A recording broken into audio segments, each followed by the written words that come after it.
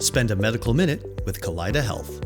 So a hernia is basically a hole in the muscle in the abdominal wall, and they typically occur in the groin area, the belly button area, or the upper midline of the abdomen. Hernias are typically fixed with a surgery. More recently, we went to minimally invasive like laparoscopic, and now even more recently, robotically.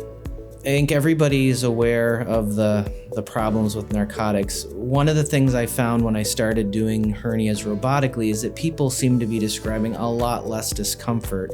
There were people that were using non-narcotic pain regimens, just using Tylenol and Motrin, and I tried it and we get very few calls about pain, so it seems to be working well. Narcotics are actually probably not the greatest pain medications. They're probably good in an IV form in severe pain, but for a lot of things, they are more harmful than good.